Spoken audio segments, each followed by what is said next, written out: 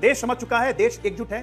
कुछ लोगों को समझ कभी नहीं आएगा और उनको कहीं ना कहीं से मोदी खोट ढूंढने में ज्यादा इंटरेस्ट है, तो मोदी खोट ढूंढने में अपना एनर्जी बर्बाद करते रहिए, देश मजबूती के साथ आगे बढ़े। जब अपमान किया था बाइडेन ने, कैसा अपमान किया था प्रेस कॉन्फ्रेंस में हमने देखा, उसका जवाब नहीं दिया है।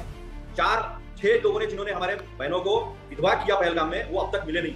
जब डीजीएमओ घुटने पर आया था तो फिर यहाँ पर हाफिज सईद आज भी जिंदा है, अजहर मसूद आज भी जिंदा है, सलाउद्दीन आज भी जिंदा है, और जो सैफुल्लाह पहलगाम अटैक का जो मास्टरमाइंड है वो भी जिंदा है। तो फिर हमने जब घुटने पर आए थे तो उन लोगों को उनका प्रत्यार्पण या उनको भारत को सौंपने के लिए क्यों नहीं कहा था? ये भी तो सवाल है ना, सवाल तो बड़े। देश समझ चुका है, देश एकजुट है। कुछ लोगों को समझ कभी नहीं आएगा और उनको कहीं ना कहीं से मोदी खोट ढूंढने में ज्यादा इंटरेस्ट है, तो मोदी खोट ढूंढने में अपना एनर्जी बर्बाद करते रहिए, देश मजबूती के साथ आगे बढ़े। खत्म कर दिया। अभी जो आदमपुर में भाषण दिया, अच्छी बात है, आदमपुर में गए, दुनिया को संदेश गया पाकिस्तान कितना छोटा देश है, पाकिस्तान की औकात क्या है सबको पता है। लेकिन सवाल तो बड़े होंगे। लोकल पुलिस इंटेलिजेंस फेल हुआ तो क्या देश के गृह मंत्री ने इस्तीफा दिया? अरे कोई जिम्मेदारी नहीं लेगा, कोई अकाउंटेबिलिटी नहीं लेगा, बस मोदी जी को कुछ बोला तो इन्हें देश का देश कोई हो गया। प्रधानमंत्री है कि हुई है कोई? सवाल तो पूछेंगे ना।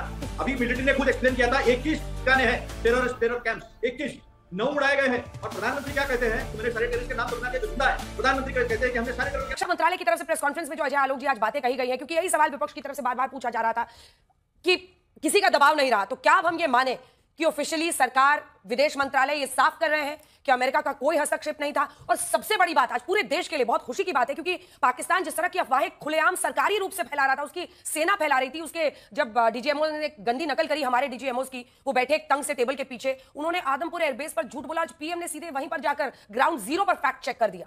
दोनों प्रश्नों के जवाब। देखिए अंजना जी, प्रधानमंत्री मोदी जी तो आम दिनों में, चाहे दिवाली हो चाहे दशहरा हो, वो सैनिकों के साथ ही मनाना शुरू करते हैं। तो फिर तो आज तो देश में उत्सव का माहौल शुरू हो चुका है 10 तारीख से। प्रधानमंत्री तो मचल रहे थे जाने के लिए, और आज आपने उनके बोलने की भंगिमा देखी, वो एक एक शब्दों को चबा चबा के बोल रहे थे। उस चबाने में वो आक्रोश था, वो गुस्सा था कि पाकिस्तान के आतंकियों को भारत इसी तरह चबाने के लिए तैयार है। और जहां तक रही हमारे इंटरफेरेंस करने की बात, आपको लगता है क्या कि नरेंद्र मोदी के बीच में कोई इंटरफेरेंस कर सकता है? आपको याद दिलाता हूं, डोनाल्ड ट्रंप जब कैंपेनिंग कर रहे थे, उनके कैंपेनिंग को एक बार वो लाइन चला दीजिएगा, जब उन्होंने कहा था प्रधानमंत्री मोदी मेरे बहुत अच्छे दोस्त हैं, जब मैंने ऑफर किया कि पाकिस्तान से बात करना, तो सीधे उन्होंने कहा no no no no no no, I have been dealing with them, we have been dealing with them for the last 50 years and I know how to deal with them. ये तो खुद ट्रंप कह चुके हैं। बांग्लादेश में अभी जब बात करने के लिए पूछा गया ट्रंप से कि बांग्लादेश के बारे में हिंदुओं पर जुल्म हो रहा है, आप क्या सोचते हैं, सीधा उन्होंने कहा प्रधानमंत्री मोदी देखेंगे।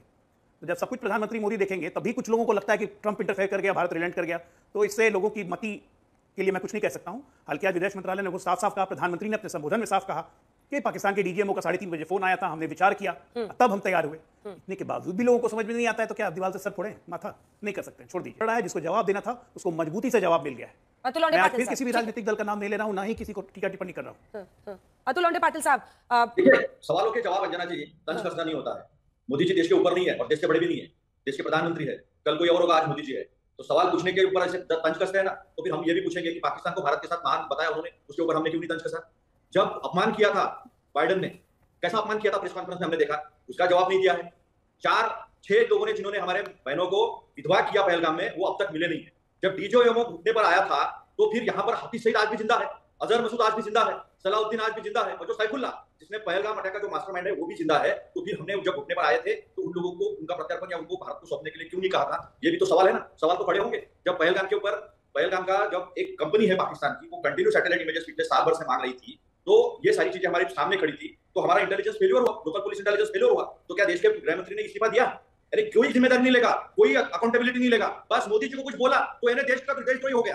प्रधानमंत्री है कि हुई है कोई? सवाल तो पूछेंगे ना।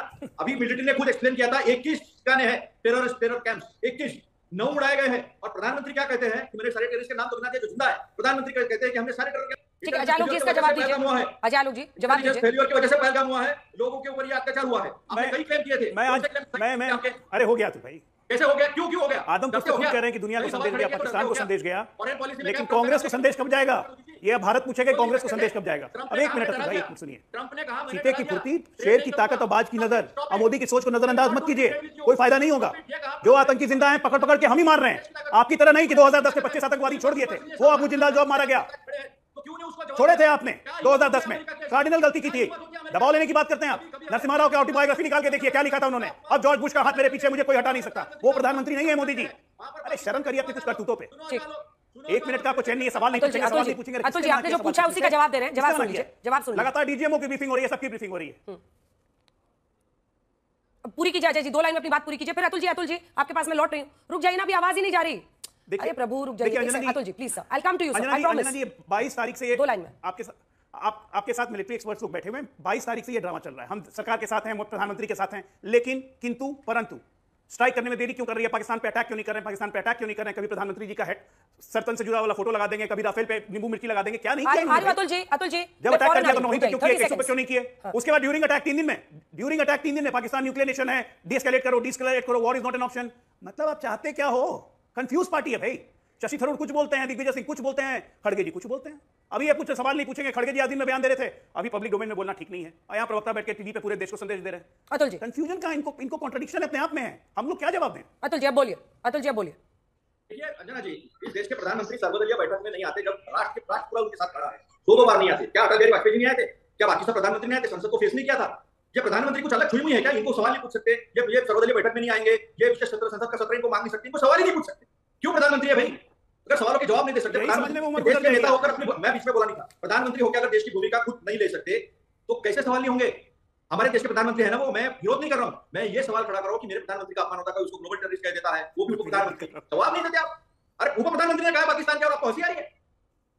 आप बीजेपी के प्रवक्ता हो ना, पहले हम देश के लोग हैं ना, इस नेशनल इश्यूज में, नेशनल क्राइसिस में हम देश के लोग हैं ना, पहले प्रधानमंत्री उसका उप प्रधानमंत्री 2 बार देश को संबोधन दिया, सुनाई नहीं दिया। सेलेक्टिव हियरिंग लॉस है क्या?